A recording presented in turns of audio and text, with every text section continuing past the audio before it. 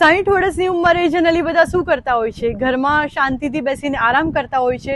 આજે આપણા ભરૂચમાં એક બહુ મોટા સાયકલિસ્ટ અને પર્વતારોહી કાંતિભાઈ પટેલ વલસાડથી આવી ચૂક્યા છે, જે આજે નર્મદા પરિક્રમામાં આપણા ભરૂચે આવતા હું એમનું શ્વેતા વ્યાસ સ્વાગત કરું છું.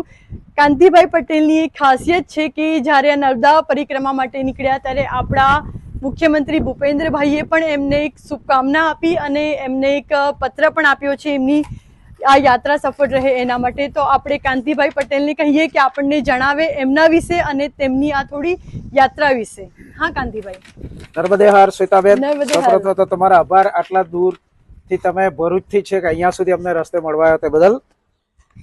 હું છું પંચ કૈલાસી કાંતિ પટેલ, વલસાડ જિલ્લાના વાપીનો રહેવાસી છું. મેં પંચ કૈલાસ યાત્રા કરી છે, પંચ કેદાર કરી છે, પંચ બદ્રી કરી છે, 4 ધામ યાત્રા કરી છે, 12 જ્યોતિર્લિંગ કર્યા છે, 2 વાર અમરનાથની યાત્રા કરી છે અને એ સિવાય હું ગુજરાતનો જાણીતો સાયકલિસ્ટ છું અને પર્વતારોહક છું. હાલમાં અમે મારા મિત્ર પ્રમોદભાઈ ભંડારી સાથે અમે વાપીથી ઓમકારેશ્વર પહોંચ્યા અને ત્યાંથી 21 તારીખથી અમે પરિક્રમા ચાલુ કરી છે. આજે 21 નવેમ્બરે અમે ચાલુ કરી લે, આજે 9 ડિસેમ્બર થઈ, 19 દિવસ થયા છે. 19 દિવસમાં અમે આશરે 550 કિલોમીટરનું અંતર કાપી નાખ્યું છે અને અમે આગળ વધીએ છીએ. ખૂબ ખૂબ ધન્યવાદ શ્વેતાબેન, થેન્ક યુ સો તમે અમને મળવા આવ્યા તે બદલ. Thank you. અને આ સમયે કાંતિભાઈ, આપણા ગુજરાતના યુવાઓને તમે શું કહેવા માંગો છો એ છેલ્લે કહી દો.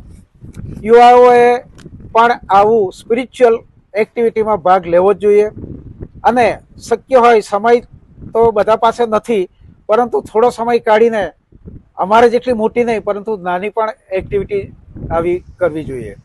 અમારે પૂર્ણ યાત્રા આખી પરિક્રમા પૂર્ણ કરતા અમને લગભગ 120 દિવસ થશે.